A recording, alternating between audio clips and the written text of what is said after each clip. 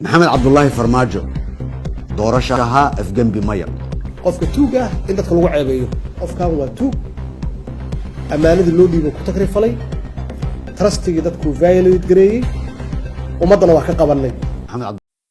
وهجاء كلنتي وناكسن داود يال هالكاسي دورين كلا سعتان وشبكة ورقة شعب تي في أو إديسو جود بنيسا ورقي جودن بيجي جودها يدبدا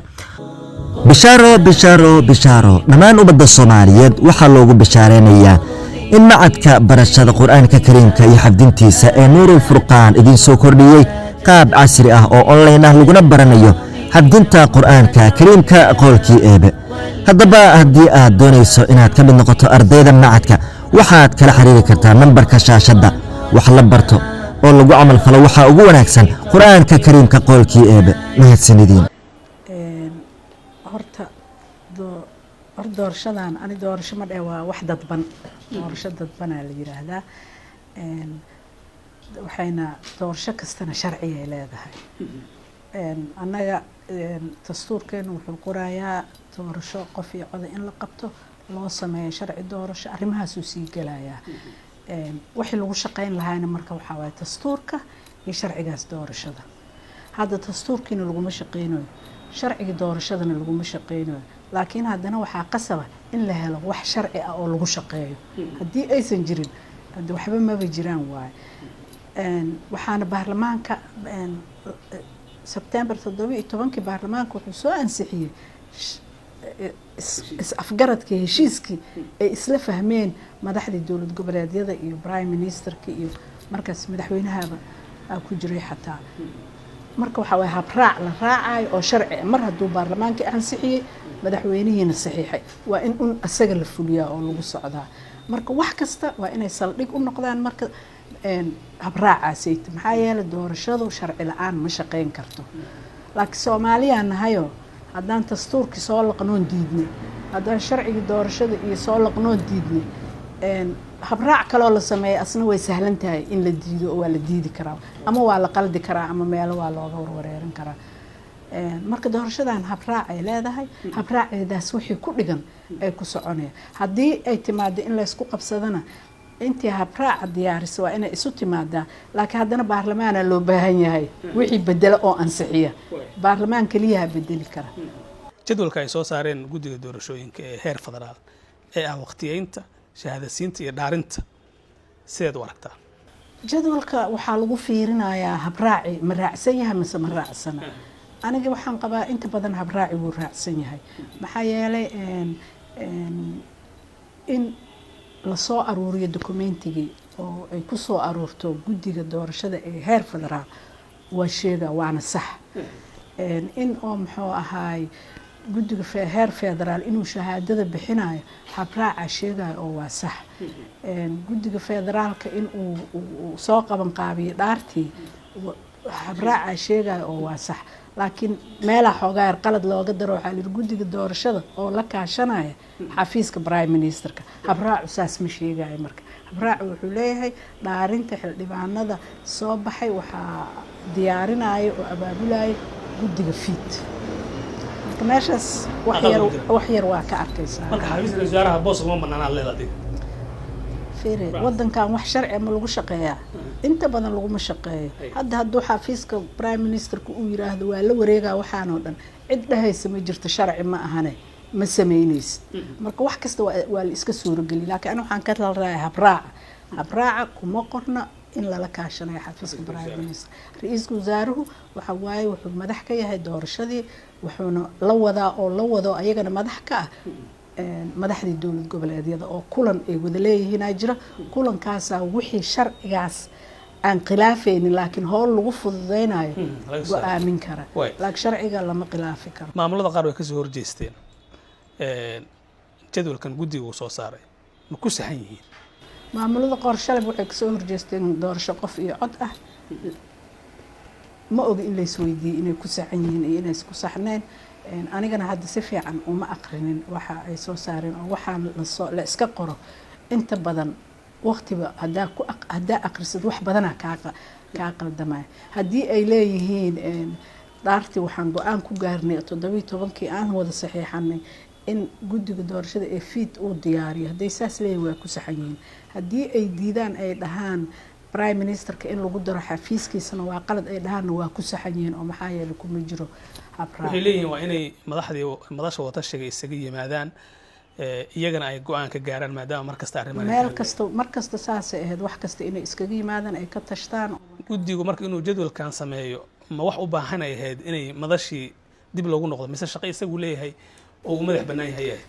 guddigu jadwalka uu sameeyey waxay ahayd shaqo uu madax bannaan haa oo 17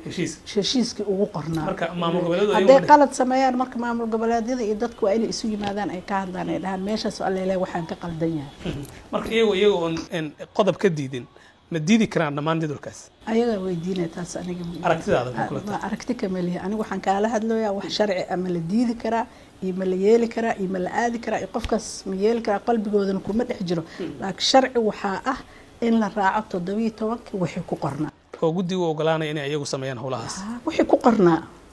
suuq yahay waa intaas sheegay intaas aan sheegay waay ku sheega doorashooyin waa soo qabanay anaga 2012 waxaa laga baxay dawladda ku meel gaarka ah dawlad buuxda la aaday guddiga doorashadan aan ka mid ahaa oo la gudoomiye ka ah laba gudoomiye lahayd mid raga iyo mid haween ah labadeenaas la gudoomiyana la dhahay waa xasuusatiin oo guddigaas wuxuu ku yimid iyo shaqadaas oo dhan waxay ku timid isqabsiga baarlamaanka oo isqabsaday oo baarlamaankii kala tegay oo prime ministerkii uu iska ku baxay barnaamijkii la dhahayay Kampala agreement hal sanana waxaa la yiri madaxweynaha iyo ra'iisul wasaarihiisa ee dawladdan jira inay soo diyaariyaan doorasho baarlamaan marka meeshaas kuma jirin oo ma jirin daartii wixii oo dhan aan sameynay daartii markaan sameynaynay waxaa nagu adkaatay meeshii aan ku dhaarin lahayn waqtigiina waana soo galo 20kii maxaa anaga u dhaarinayna guddi ahaan waxaan u dhaarinayna baarlamaan aan wax u dhiibno ma jirin waa ku qasbaneen inaan dhaarino anag guddigiyaa dhaariyey xafiis prime minister aan soo dhexgelin xafiis madaxweyneaan soo dhexgelin annagaa waxaan ahayn guddiga shaqadiisa waa u madax banaana maxkamadda annagaa ahayn xulidda annagaa ahayn kulli annagaa guddiga go-aankiisa isku habeenaan dhaarinay waxaan u dhaarinay markaan weynay berina ay bishii 20keedii tao waqtigii dhacayo oo baarlamaanku uu isu imaan lahaa iskool buluusiyoon rabnay inaan ku dhaarinana wax si noqdeen oo ay noo suurooweys inay ku dhaarin meel bannaan ah nagu qasabtay oo airportka dhexdiisa ah baabuurtii AU-da iyo baabuurtii waaweyneedaan safnoon nal ka dhiganay UN-kii kuraas cusub ay haayeen noo soo dhigeen meeshaas maqribkii lagu tukaday oo dhaartii lagu sameeyay hadda waa ka duwan tahay saas waxay uga duwan tahay institution baarlamaan la yiraahaa jira institution ay jira oo baarlamaankii ah baarlamaankana baarlamaana bedela ilaa nimankan cusub laga dhaariyo baarlamaan ma aha waxaa jira baarlamaankii hore administrationkiisa wixii institutionkii waa jira wuu dhisan yahay ayagaana iskale inay qabanqaabiyaan dhaarta inay sameeyaan dhaarta qodobkaas markii horeba sidib ku galay 17 haddii aan laga hadlin laakiin waa lagu wadi baarlamaanka waa jira institution jiro waay wuu dhisan yahay asagaa dhaarintii iskale oo inuu goobjoog ahaada oo dhaariyo ay tahay saasay ku kala duwan tahay marka arinta markasta institutionadiyaana iska duminin institution jiro oo weyn oo hay-adaas baarlamaanka la yiraa ay jirto yaan laga boodin markaad waxaad leedahay guddiga inuu isagu dhaariyo shaqatiisa ma ahane uun heshiiskaas ayaa lagu cadeeyaa ee baarlamaanka iska lahaa waa laga dhigay shaqatiisa laga dhigay laakiin hadii sida saxda la fiirinayo baarlamaanka iska lahaa way aragtidaada waxaad ku cabirtay oo ku tiri jadwalka ay soo saareen guddiga waxaa kaliya aan meesha ku jirin xafiiska ra'iisul wasaaraha inay iska kaashadaan meesha kuma qorna ama ku aragtay waa sidaas maadaama aad sida aragtaada u cabirtay in iyagu maamulada ay xaq u leeyihiin inay yiraahdaan inaga ka tashanayaan iyadoo ma ku qoran tahay meesha ayagaa weydiinaysa intaa u tagtiin waxaa dhahaydin inaad ka hadashiin meeshaan xaq ma u leedihin haddaas u leedihiin sidee ugu leedihin sidaad u cabirta aragtidaada kaleba aad u tiri ana aragtidayda wax cadaan qoray wax cad aan arkay aan wax ka sheegay aragtideeda miyaad ku cabiri karin inay boos uga furanta iyagu inay diidaan iyin kale ayagu hadda maba dhaarinta ayagu maba sameynooyaan mana ka ma waajibkoodana ma aha inay ayaga wax siid inuu wax dhaariyo ma ku qorna meesha fiidaa ku qoran aniga intii qorneedaan ka hadla waa maasanta taasaa jawaabta saxda aad sheegtay waay waxaad ogtahay in kuraasta qaar ay guddiga fiid hakiyeen lana diiday go-aankooda oo doorashadooda ay dhacday miyaad is leedahay arrimahaas ayay salka ku haysaa go-aanadan diidmada ah ee ka soo baxay maamul goboleedyada wallaahi kama hadli karo arrintaas ma ogi waxay isleeyihiin ma ogi aniga wax cad oo bannaankaas yaalaan ka hadlay aqoon waxay ii siinaysa waayo aragnimo ee ii siinayso hakinta kursigana bal ha lagu noqdo qodobkii sharcigii 17aad yaa iskale in kursi la hakiyo oo guddiga khilaafaadka leh ma fiidaa leh ma siidaa leh in lagu noqdo way u baahan tahay taas guddiga fiid shahaadada ma u diidi karaan xildhibaanada qaar maxaase dhacaya haddii aan la siin xildhibaanku shahaadadii xildhibaan haddii aan guddiga aniga sidaa ay tahay inaan aniga guddigii waxaan ahaa muxuu ahaa guddiga waxaan nahay doorashada ee qaranka sidaan u shaqayn lahayn aan kuu sheegaa marka sidaan u shaqayn lahayn waxaa waaye haddii guddi qof uu ku soo baxo dacwad cad uu ku soo baxo oo ama uu dacwadaasay ay ku hakiyeen guddiga khilaafaadka ee jira markaas oo ka tirsanna guddigeedna sida uu dastuurku dhigaayo guddigaas khilaafaadka ah hadduu soo cadeeyo uu noo soo gudbiyo waa istaajin karnaa laakiin qof aan dacwo laga keenin guddiga khilaafaadka soo marin laga hadlin kama joojin karno guddi ahaan annaga marka guddigan isla sidaas miyuu noqonaa saas inay noqoto waay waxaa waa guddiga khilaafaadka waxaan ku noqonaynaa 17kii qodobka 17 ma dhigayaa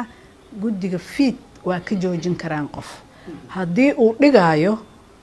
waa ka joojin karaan hadduusan dhigayninna kama joojin karaan marka xalinta ku laabo wixii ku dhigan sax ah way aad baa loo dhaliilay doorashadan dabcan waqti dheerna way qaadatay ma kula tahay in haddii la aqbali lahaa muddadii aad dalbateen idinku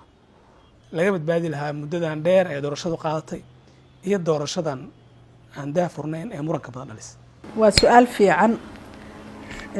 haddii aysan nala ahayn 2020 intaan tagno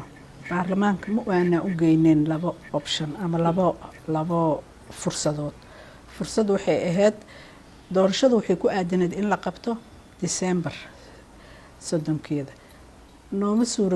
nooma suurogeli karin inaan December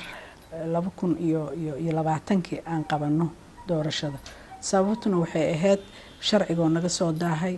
coronavirus oo runtii waqtigaas aad u dhaco wax badan oo aan qabanayni dib nooga dhigay arrimo kalena waa iska jirjiri kareen oo yaryar laakiin laga gudbi karay waa jireen laakiin waxaan qaban lahayn doorasho ummadda awood u siisa inay ka wada qayb qaataan meel allaale meeshii nabad ah meel allaale meeshii siyaasad ahaan wax laga qaban karo kursigu waa qabiileysnaa oo ma aanan bedeli karin maadaama aanan sameynin weli la sameynin tirakoob laakiin haddana kursigu